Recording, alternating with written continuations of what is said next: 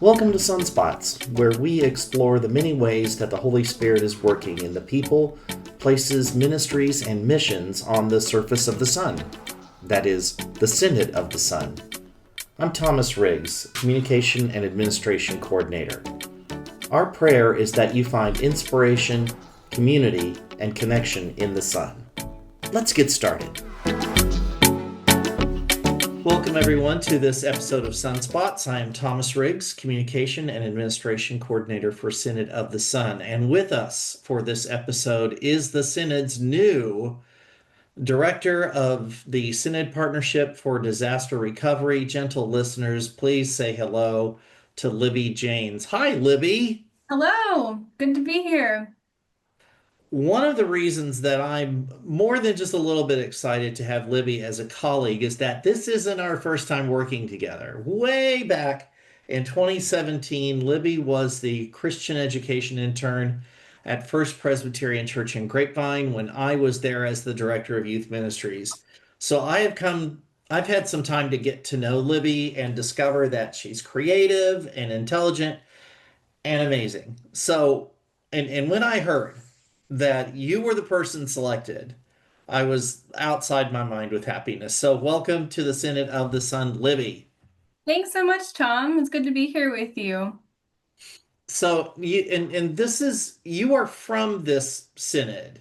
hmm Tell me a little bit about yourself and about your history in the Presbyterian Church. Yeah, so I grew up at Preston Hollow Presbyterian Church in Dallas. I was a very active youth, did all the youth conferences at Mo Ranch and Synod Youth Workshop, Camp Gilmont, the whole run of the mill, and went to Austin College, where I studied religious studies and history and met my husband, Jesse. And we were activators together and Sally Majors interns. We used to do jams together, Tom, at Austin College back in the day. Yes, we did.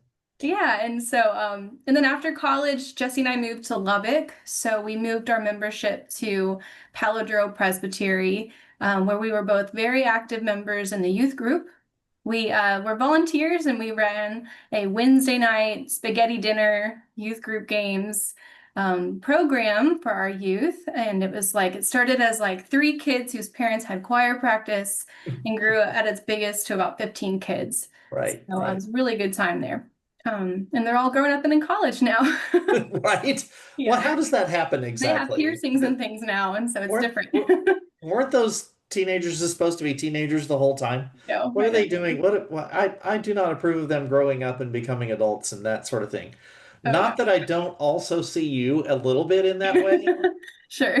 right? Yeah. That we, that let's go in the Wayback Machine to 2017, right? Oh, And you were a fresh-faced, college student kind of person, and yeah, now you're all grown up and now we're colleagues. I don't yeah. know how those things happen. So Here anyway, we are. And yet, thanks. are we still grown up, Tom? I don't know. I don't know that I've ever been grown up. So, but tell me more from Yeah. what happened from Lubbock onward. Yeah, so in Lubbock, I got my Master's of Social Work degree and was licensed and worked in geriatric, like senior outpatient care, where I helped with like senior food boxes at the South Plains Food Bank and help people get out of debit card debt, just all kinds of unique needs that happen with our population. But my husband's in medicine. He had gone to Texas Tech for medical school and opened a letter one day and it said, "You're moving to New York City." So we sold all of our things in a garage sale because the garage sale culture is big in Lubbock. Rented a minivan and put our cats in the minivan and like 5 boxes and drove off to New York City. So we lived in Manhattan. We moved there in 2019. And I got a job at NYU Langone Medical Center as a cardiology social worker inpatient. So I was 6 floors upstairs from my husband, who was on the pediatrics floor. And so we worked together. New York was really fun. There's lots of great museums there. The Bronx Zoo is amazing. But the pandemic unfortunately happened in like February, March 2020. So our units were quickly converted to a COVID unit. Hmm. And so my cardiology medicine, ICU, kind of heart failure kind of floor, turned into a COVID ECMO unit, which is like the highest level of care in the COVID treatment process. So I had 34 ICU COVID ECMO patients on regular days, 90 on the weekends. And Jesse in pediatrics worked in adult medicine for a while. So it was very scary, and we thought on our feet. Had to kind of come up with new processes to connect with families with no visitation, and like learn what was going on in the city while things were shut down. But we made it through, and did a lot of hospice care thereafter when our units did convert back due to the lapse in regular care that had happened. But it was a very valuable experience, and I still remember a lot of those stories.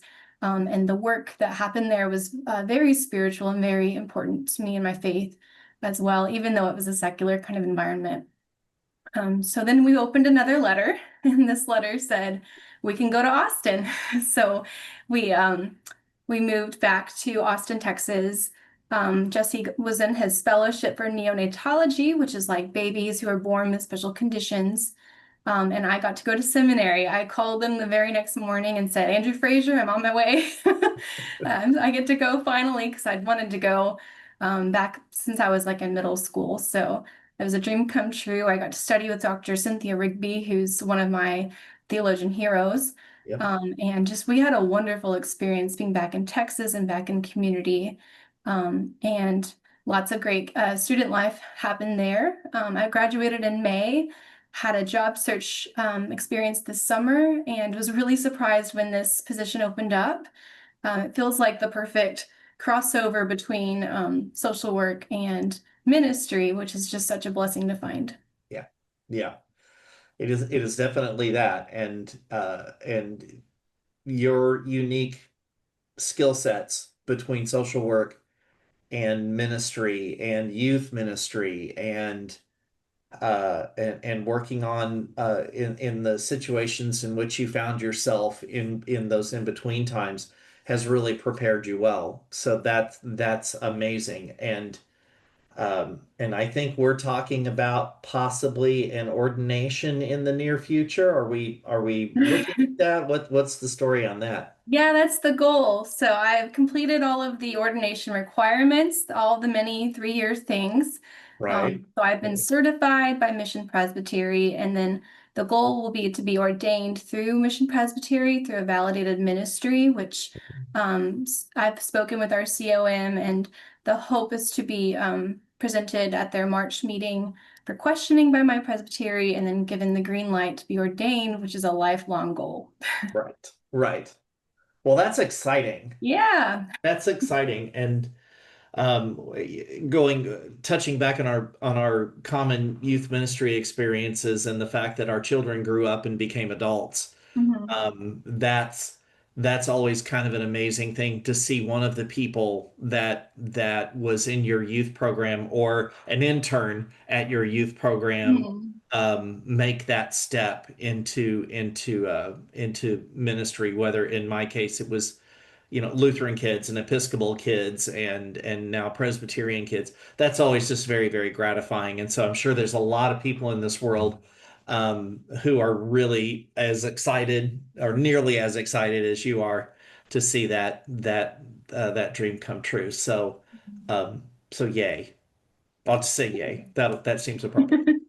You told me at Synod Assembly, because you and I and Tammy had an awful lot of time to talk and sit around, and then after the assembly on Tuesday night, we sat in the hotel bar, the four of us, Tammy and Mitch and you and I, and we talked about this job, Mhm. and why it was kind of a dream job for you. What is it about this position that made you feel this way? Mhm. And touching a little more on what do you bring to this position? So what was it about this position that made you feel this way? That when you saw the job description, you were like, oh, that's me. Yeah, I think it's really special to me because my life has taken a few different turns, and it's not always felt like it's been all together at once. I feel like I've lived in different parts of who I am at a time. So this position is really unique because it draws every piece of me in. One of my first experiences of wanting to go into ministry was back in 2006 after Hurricane Katrina. I had just graduated, I just finished seventh grade.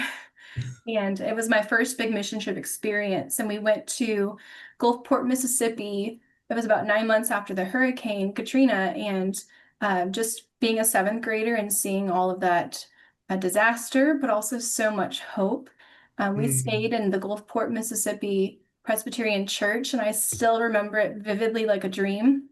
It Mhm. was just such a warm place where we had, places where you were able to stay and outdoor showers, which was exciting when you were middle school. And this wonderful sanctuary where we had the most heartfelt devotions and seeing such terrifying things during the day, but also working together as a youth group and then having that home group time at the end of the day was life-changing for me. I went to the border in Arizona and Nogales, Mexico the next summer with where the Yavs had a station there. We worked with Border Links. And that was another tremendous experience that was less about what can we do as a youth group with our hands, but more what Mhm. can we do with our minds to learn about policies and to learn about humanity and to learn to love people that you never would have dreamed you'd meet. And so all of that kind of was very initially formative for me that kind of came with me through the rest of my life. In college, I had a wonderful mentor named Don Rogers who has passed away, but he was the first person, he and probably Professor Jeremy Posadas were the first professors who showed me about nonprofit work and social work and how much of a ministry those professions are as well. And so I got to learn that you can do both. And around that time is when I actually met Kathy Lee Cornell for the first time. I don't know if she remembers, but it was at Austin Seminary. It was like a discovery weekend in like 2013 or 2014. And I met her during a lunch and sat by her and heard that she was in the dual program for social work.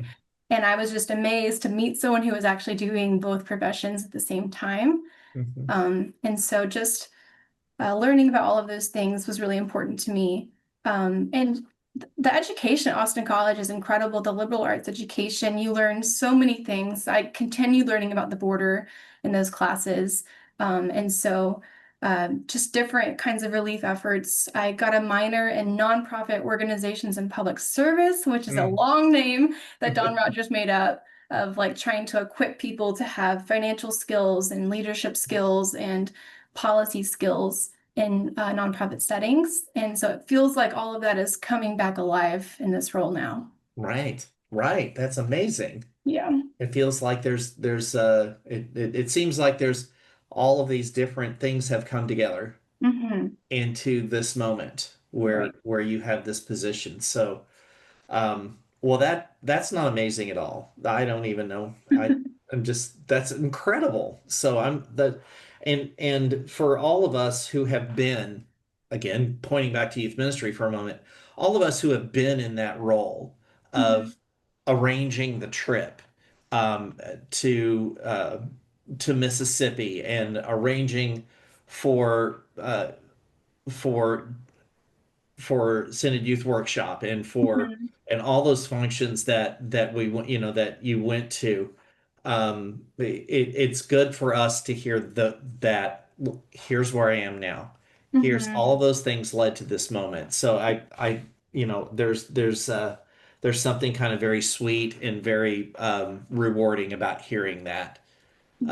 So to everyone, that leads us into the next question. Who are these people that you mentioned some?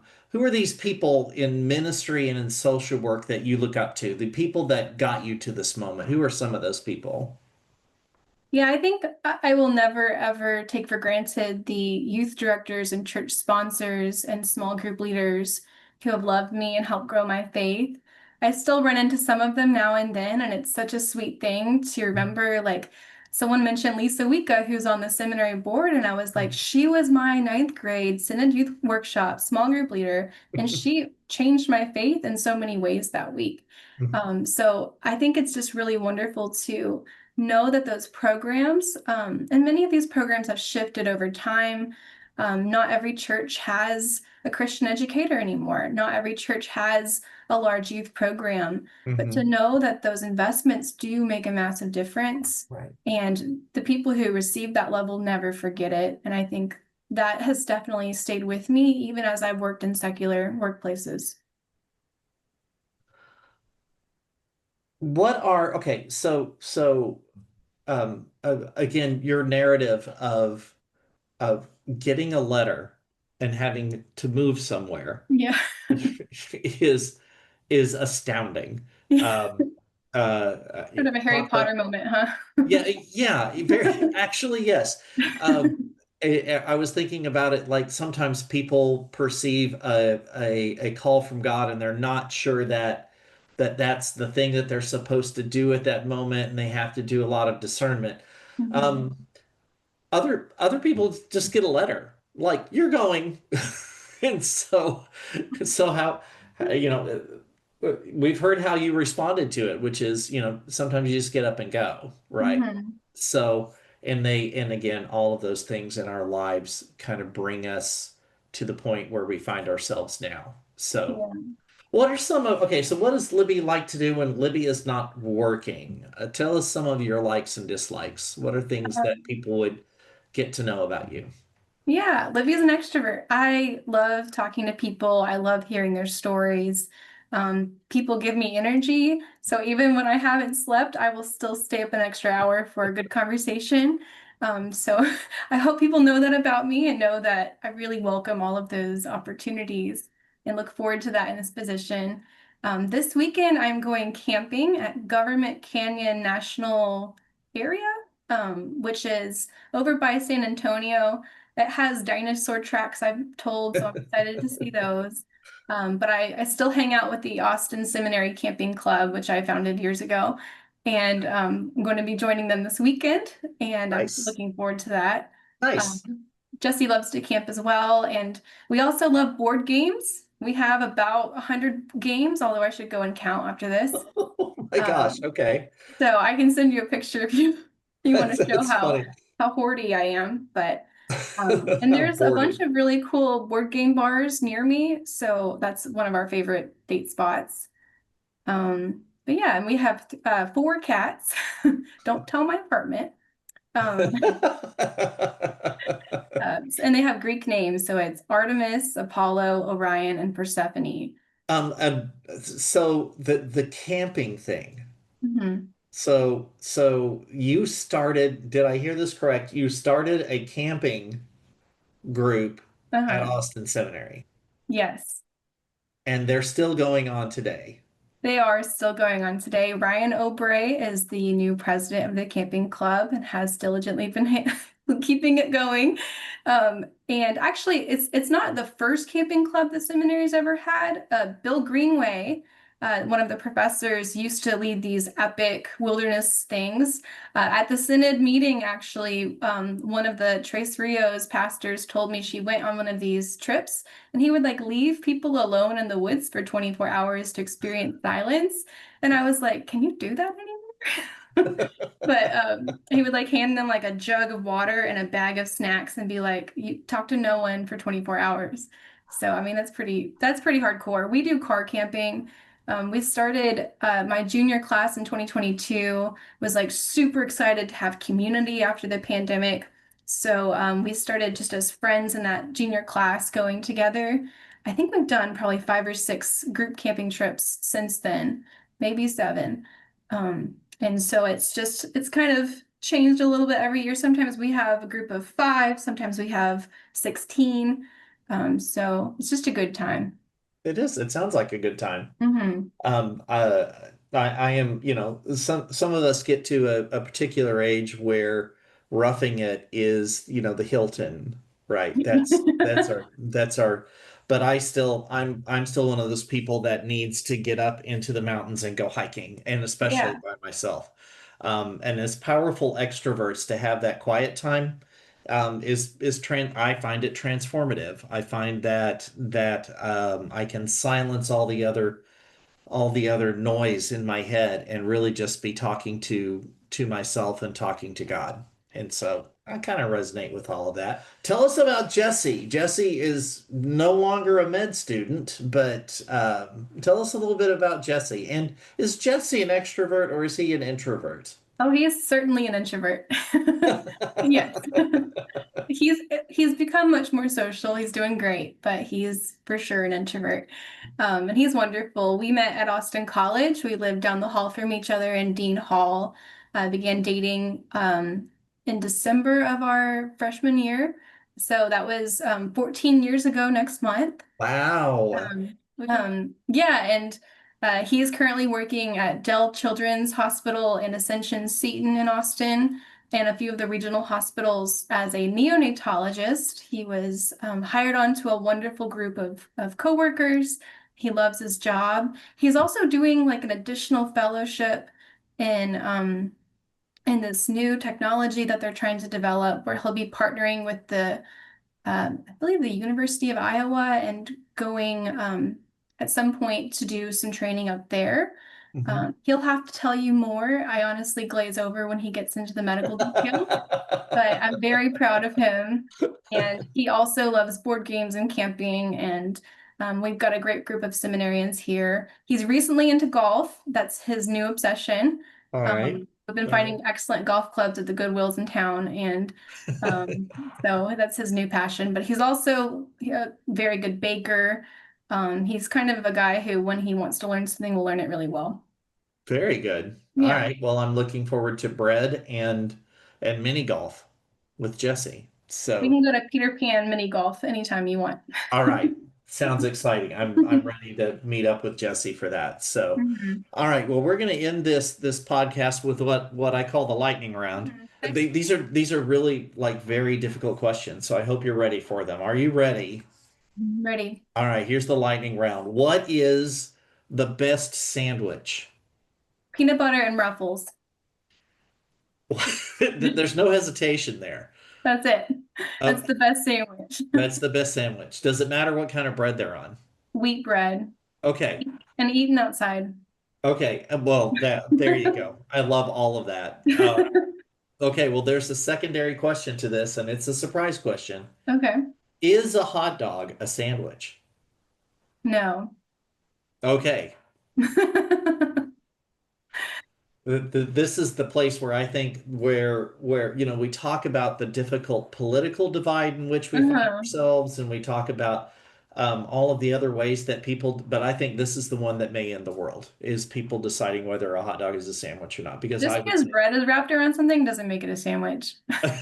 all right, very good. All right, all right. What is one thing that you own that you should really throw out? Probably my old jeans that have holes in them, but they're so comfortable. But that's not fashionable, or I guess It that's very depends on good. where the holes are. Okay, well, there's that. Well, there's that. Okay, interesting. Yeah. All right. Yeah, you should probably throw this out. Yeah. Yeah. This is the Okay. real me, Tom. What can I say? Yeah, we are getting to know you. All right, very good. Yeah. What is a book that is in your backpack right now, or that you carry around with you? What's the book that you're reading right now? This is so nerdy. This is my latest book, Archaeology in the Letters of Paul, by my favorite religious author, Laura Salah Nasrallah. She is a archaeology writer. She had a wonderful magic and curses book from the ancient Near East. So this is her next book I'm reading. I'm stifling the word nerd right now. Yeah. I'm But if you want a stifling fun book, The Stormlight Archives by Brandon Sanderson, also very good. I'm on Oathbringer of that series.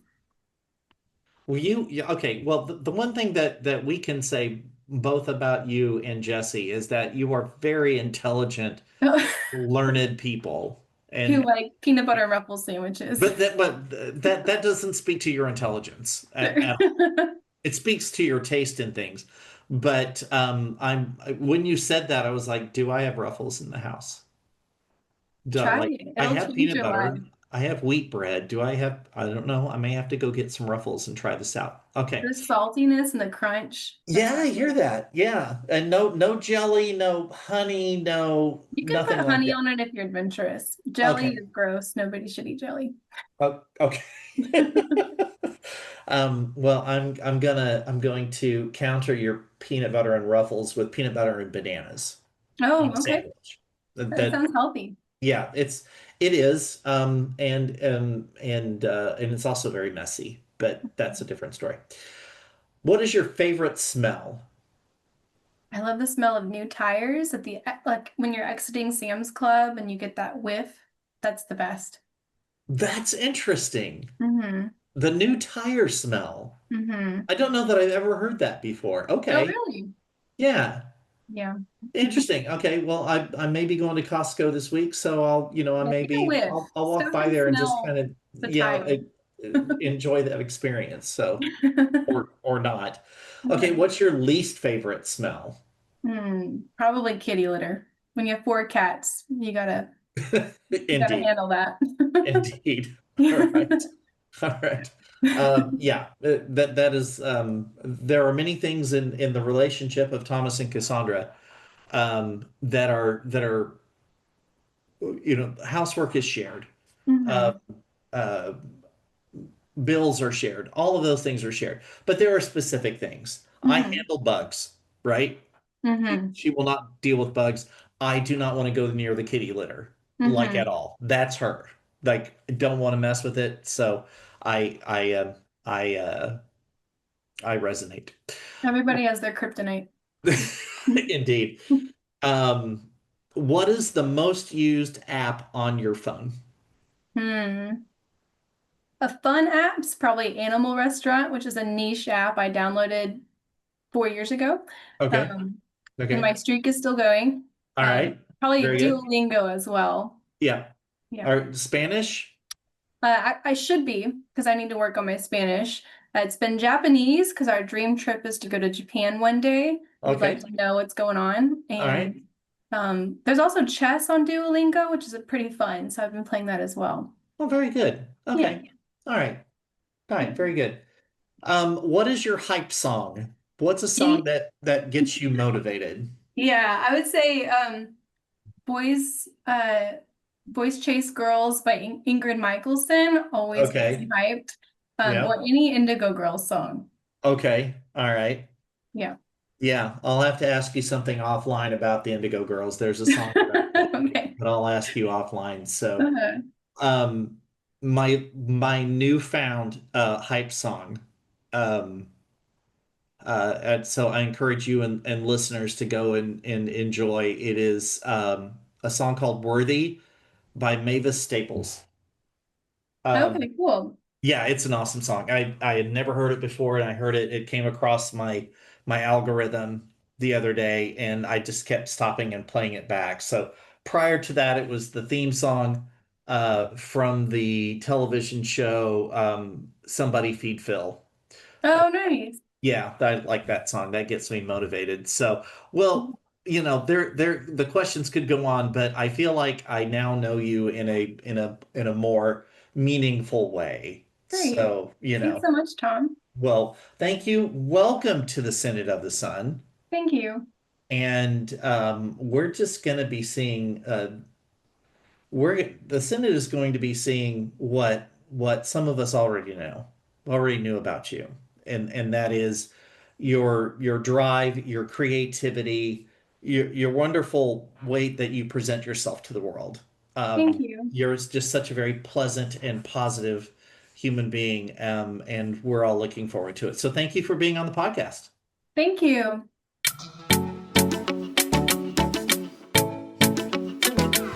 In the Synod of the Sun, we believe when we work together across boundaries, we make visible the good news, and we find wholeness as the body of Christ. In our common calling, we impact lives together. So let's remember to connect with, equip, and empower one another in the name of Jesus Christ, today and every day.